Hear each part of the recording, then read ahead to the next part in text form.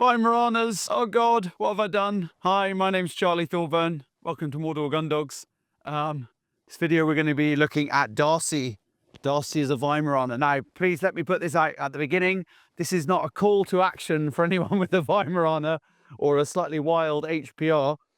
We do train HPRs, but you know, our skill set and breeding and stuff is Labradors, Springers and Cockers. So I don't want every naughty, highly strung Weimaraner in the UK coming for training, please. All my staff will leave. Now, Darcy is a sweet little dog. She's arrived for a bit of boarding school. I went to visit her owners in the south of England on the way back from delivering a load of dogs. And she's quite anxious when I arrived, quite sort of barky at me, strange man, strange things going on. So I picked her up, I brought her up from her home, and she's been here about 10 days. And unfortunately for Darcy, the day after she arrived, she came in season. We always say to the owners of the dog during season, and the owner said, oh, no, not during season. Anyway, following day, she's in season. Now, the change of environment can do that. Why does that matter? Well, the problem with the dog coming in season is it makes them a bit loopy sometimes. Not always, but it just means the whole settling in period, the new environment, can all be a bit tricky. The owners last year, instead of coming here, they sent her to a kennel local to them for training or something. I can't remember exactly the deal. And as far as they're concerned, she got sort of traumatized by it. Their methods were somewhat unusual. So she's probably taken a bit longer to settle in than we might have hoped, being in season, the environment she was in before, etc. So what's she done in the last week? Well, she just had the first few days she was quite anxious. So Ash was in there, just in with her, just feeding her by hand, just encouraging her to kind of, you know, want to be with us, come out of her shell. She was sort of messing in the kennel, and just generally she was just quite upset for a few days. Since then, she's found a nice roommate. So we've got a yellow Labrador who's come in for some breeding actually. So she's in season as well. So we put them in together. They seem to be getting on pretty well, and that's calmed her down a lot. And now she's having been whining and sort of almost screaming every time sort of someone goes in or out with another dog, thinking she needs to be part of it. She's settled down a lot. She's starting to be happy in her new environment. Having to feed her quite a lot. What we find with HPRs when they come for training or just boarding, HPRs tend to get a bit anxious, a bit more stressed than say a big golden retriever like we saw earlier, Otto, or a Labrador. They're more highly strung, they're more sensitive. She's having to be fed more and get a bit more sort of one-on-one sort of attention, etc. Training-wise, we've really not done a lot with her because we don't want to put any pressure on her before she's happy, but she is now happy. So really what we're going to start doing is all the things we would do with any of the other dogs, getting her to walk to heel, getting her to sit and stay, getting her to focus, getting her a bit of patience, a bit of manners. She's learned some of that patience already, just being in the kennel building and learning it's not all about her. She's very much come from, you know, family home on the sofa, kind of living the good life, to, you know, it is a bit tougher here. You know, it's not like being at home, but neither is being at school. So it kind of is what it is. She's now, as I say, she's settled in fine. So we're just going to show you what she's not doing, as it were, and then maybe we'll follow her progress a little bit over the kind of coming weeks. Darcy, you.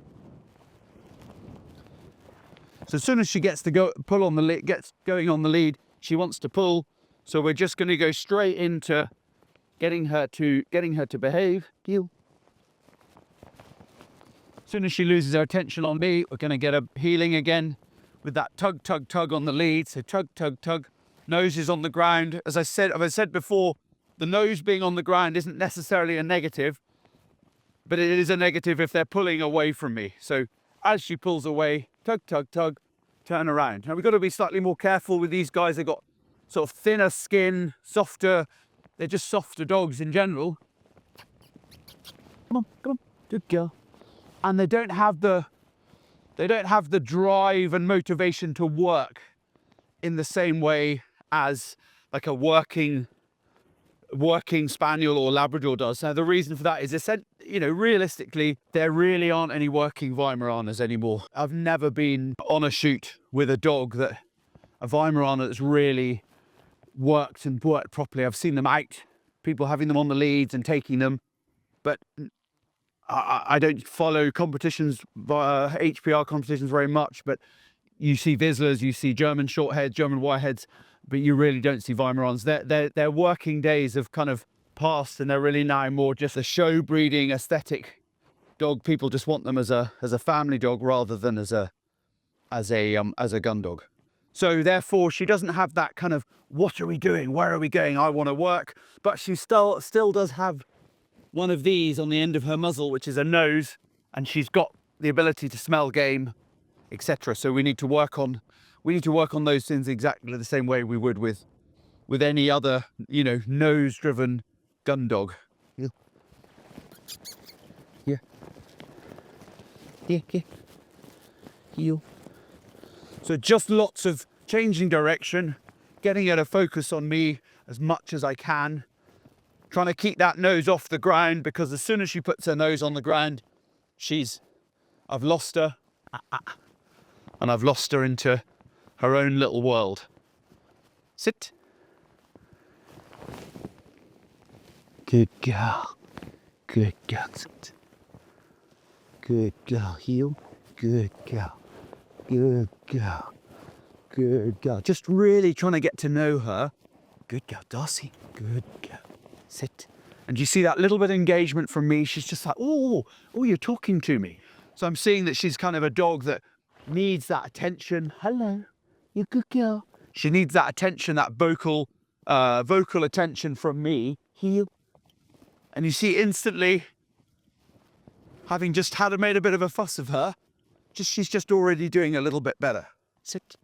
Some dogs it's a retrieving, some dogs it might be food, some dogs it might be you, some dogs it might be a firm tug on the lead just because they're a bit of a sod. They're all different, so you've got to figure that out. You've got to figure out the individual dog and what makes them tick. Darcy. Good girl.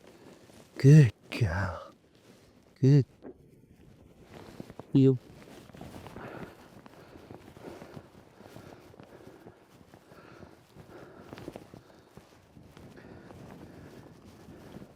So people might then say, well, what do you do next in a training lesson? All I'm trying to do in this sort of very, very early stages is build a bond with her, build an understanding of what makes her tick, and build an understanding of what she can and can't do, and also how quickly she's going to learn. So with a dog like this, we tend to take them out little and often. It's not like, right, we're going to head off for an hour. It's more, we're going to come out just for 10 minutes. We're going to get to know her, do a bit of sitting, just have her out, have a bit of a play with her, make friends with her, and then put her away and maybe bring her out later in the day or first thing in the morning, etc. It's not so much about being outside with her, it's about working with her inside, outside, just getting her to be with me and follow me around. Obviously, she's definitely not at the stage I could let her off. She's quite happy. I don't think she's going to run away from me she's definitely not going to run away from me because of fear. But I don't know her well enough. I wouldn't want to let her off, even though we've sort of got some fences. She could essentially run down the drive and be gone into the woods, and you could potentially spend a long time just trying to catch her. Could be a bit of a nightmare, and you have to sort of, and it happened in the past. Dogs slipped a lead or got through an open door or something, and you have to sort of shimmy them into a building or somewhere where you can get hold of them. Because if they're in the big wide world, they'll just stay that distance from you. And that's just their makeup. That's just what they are like. They're not all like that, but as a general rule, that's much more likely to happen with one of these guys than with a lab or a golden retriever or something, because they're just different, okay? So we're just going really slowly with her, really carefully, making sure she's happy, confident, and happy to be with me. So hopefully we'll see some progress with her in the coming weeks, and she'll stop pulling me around on the lead. Darcy, you. Good girl. Good girl. Come on then. So we're going to watch Darcy's progress. Remember, you get out what you put in. I think we're going to have to put in quite a lot of work with her, and anyone with HPRs knows what we're talking about. They are just more work, okay? She may look beautiful, but but you've got to put a lot in. So you get out what you put in, and we'll see you all next time.